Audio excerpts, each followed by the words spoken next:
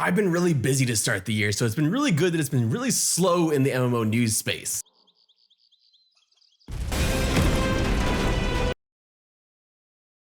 But there's some cool stuff happening. An indie MMO is finding success since actually leaving early access and fully launching into 1.0. It does happen on Steam. Another indie MMO is looking for testers after revamping their combat. The biggest MMO we might be getting in the next few years just got a delay. And we also finally got the results for the Everquest progression server, plus some other stuff about another MMO that, well, we'll talk about in just a little bit. Like Quinfall is launching, I guess. Let's start with the story I'm the most excited to tell you about. Project Gorgon is finding success since their 1.0 launch, so much so that they've launched their 4th server. Since launching into 1.0, this game has just about hit a peak of 3,500 players.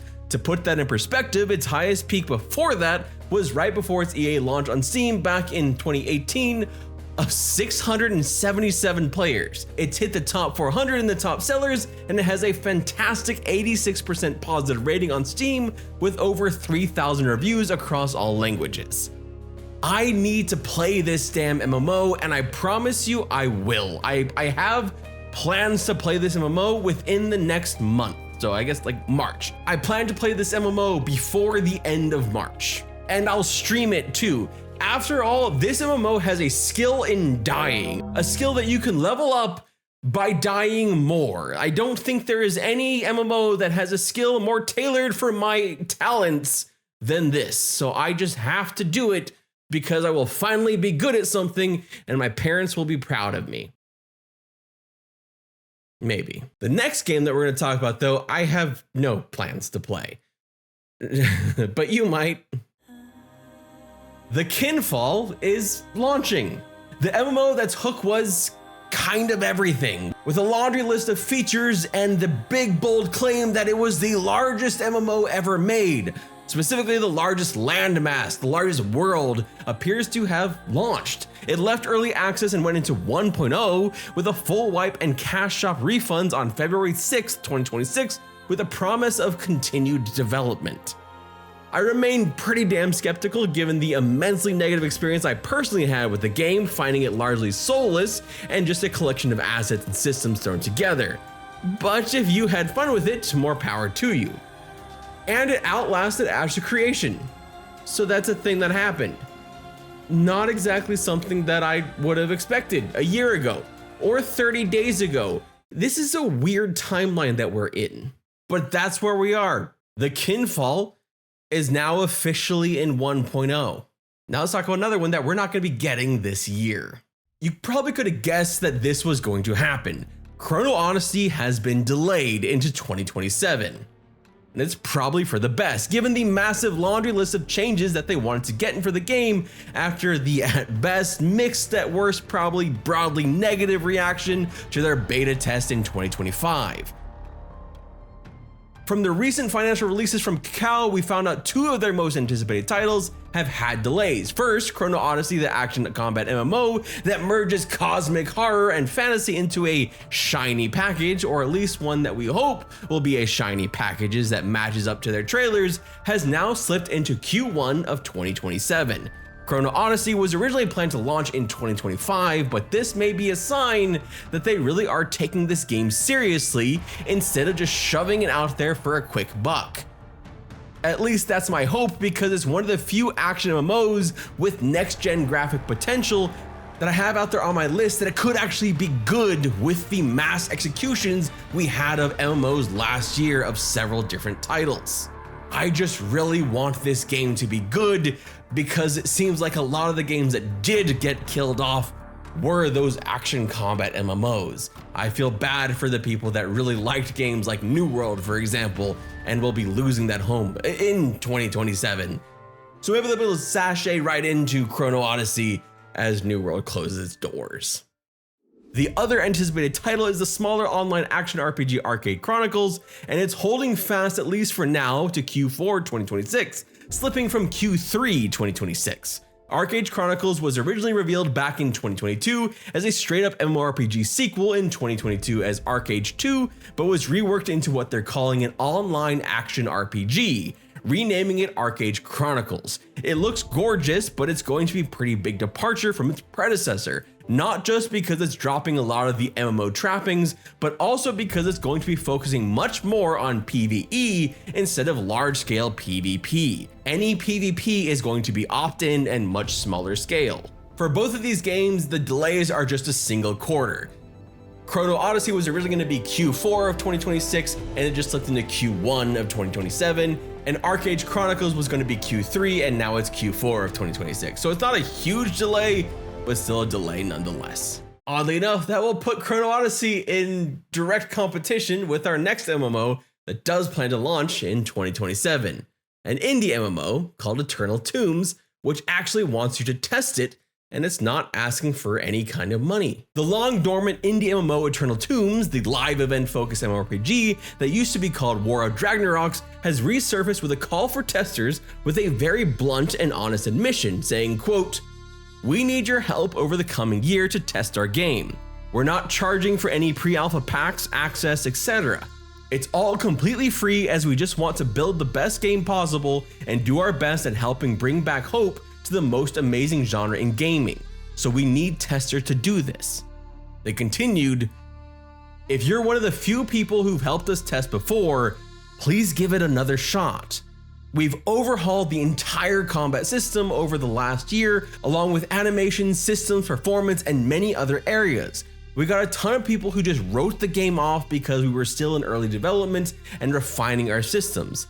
To be candid, it wasn't a good idea to start testing as early as we did. Lesson learned, unfortunately." I'll be honest, I tested Eternal Tombs in those early days, and when I did, I enjoyed a lot of some of the live event stuff. I had a lot of fun with that, but the combat I found pretty lackluster. It felt a little bit overly worked, overly complicated, and not a lot of fun. So hearing that they completely overhauled that combat actually has me intrigued to see what it feels like now, and if it is more engaging and more fun and less clunky than it was when I first played it. I don't know what the market for this game is going to be. I'm curious to see what's going to happen with it, and I'm curious to see how they're going to be able to manage this idea of live events, or if they're going to be having these events that kind of trigger off in certain areas and places like that and kind of simulate this idea of live events, which would still be a cool idea and a cool way for things to happen. But I still want to see where this game goes, and I do like that they're trying to get you to just come in and play and test the game and see what they've done over this last year as they've been heads down working on the game. And if you want to go test it and join them, I've included links down below. I believe to go and test, you have to sign up on their website as well as sign up on Steam to opt into the tests.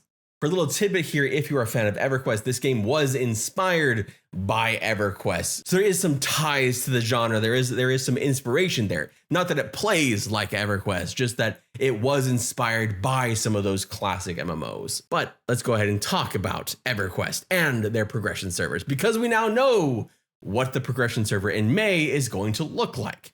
And it's a lot. The Everquest progression server voting has concluded, and we now know what Frost Reaver is going to look like. Frost Reaver is the first of 2 progression servers for Everquest that'll be launching this year. It'll be launching with Scars of Velius unlocked, Beast Lords and Berserkers will be available day 1. It'll be a PvE server, it'll have encounter locking, it'll have baseline experiences that matches live, which will be the fastest any progression server has started with. It will be free trade, it will have early item focus effects, so basically out of era focus effects. Item level requirements will be disabled, meaning everything that has a hard level requirement will instead have a recommended level requirement. For bonuses, it will have evolving bonuses, basically adding new bonuses every expansion unlock, like bonus experience, bonus faction gains, bonus coin, etc. It will have randomized loot, it will have challenge achievements, it will have resource hunter bonuses, which resets big bonuses in different zones every 24 hours, like bonus experience, bonus coin, bonus faction, bonus skill gains, etc. Trying to make you go around different zones and actually go into zones that you may not go into normally. And it'll have legacy characters, meaning for every max level character you have on an account, you get a 10% experience bonus, stacking up to 100% bonus. Oh yeah, and there's no true box code, which is an interesting one. That last one, actually, it's a bit of a, at least for me, it's a bit of an oof, I think. Because I was really hoping that there at least be some kind of restriction there. Just some kind of restriction. If you're completely unfamiliar, no true box code means that basically you can run as many clients as you want. And because Everquest is an older game, that means you will see people that are running 24 clients of Everquest at once. We've seen this before. It happened with a server like Ragefire. You will see multiple instances of players doing this, running their entire raids of their own like this. And I think we're going to see stuff like this, which gets kind of crazy on this server. And without those limits, it's going to be a little rough, I think. I could be wrong. It might not be rough, but I'm not holding my breath. I think in some zones may end up getting locked down because you'll have box armies.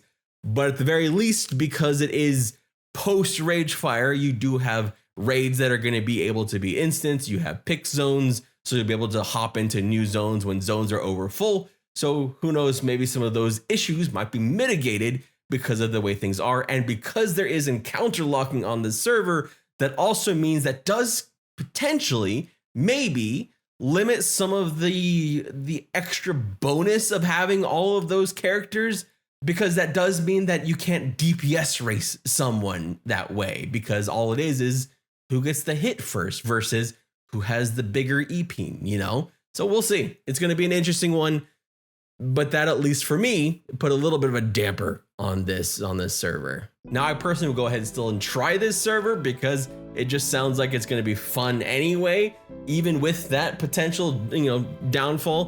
But I'm still I want to see what it's like having all those bonuses, all those stacking bonuses, and just kind of jump in there. And I just want to see, and I want to jump in and see what it's like having a Beast Lord or a Berserker in Velius from day one.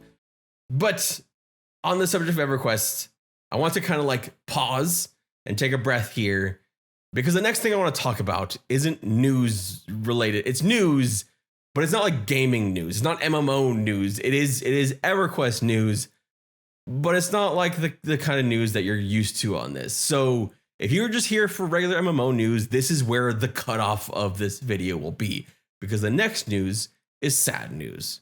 So if you just want to it's going to be very somber. So if you want to cut out here, totally understand. This is your end point, because we're going to talk about something sad. So thank you so much for watching. I actually debated including this section here because it's not something I usually cover, but given the impact of this person's artwork, I thought it was important to just take a moment and at least talk about them and talk about the impact their art has had on this channel and on many of us, and just, acknowledge their passing. I wanted to take a moment to mention the passing of Kevin Pantelin Lydy earlier this month. Kevin Lydy was the Everquest franchise lead artist, and if you've been on this channel for even a day, you've seen his art. One of the most iconic has to do with the original Everquest logo. And to end, I wanted to include a quote from the Get to Know You dev series on Kevin Lydy back in 2022 about that logo, talking about it in their own words from everquest.com, which I've linked down below if you want to read a little bit more and see some of those questions, like about his favorite race, the Froglocks. But this one is all about that logo that has been on hundreds of thumbnails on this channel and sits on artwork that sits behind me.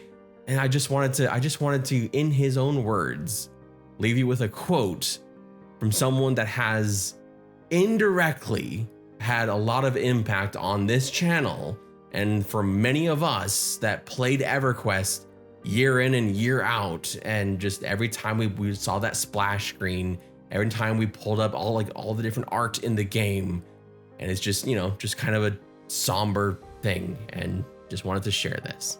What was the first design you worked on for EQ? The very first thing I contributed to Everquest was its logo. I see it 1,000 times a day and have for a couple of decades. And every time I see the logo, I am reminded of the rainy week during which it was created, a rarity here in sunny Southern California, along with the guiding direction. The overarching idea was to give the logo an epic quality without it being cliche. I'm not sure it succeeded in accomplishing that initial goal, but I would argue that the logo has grown into those shoes over the years. Little known fact, the logo is loosely based on an old rub-off Letraset typeface. I don't recall which one any longer, but back in those days, commercial artists carted around a suitcase full of photocopied Letraset typefaces to use as reference. The E and Q were substantially modified, and while the color gradient went through numerous iterations, the very first one is what you see today. At least that's how I remember it happening all these years later.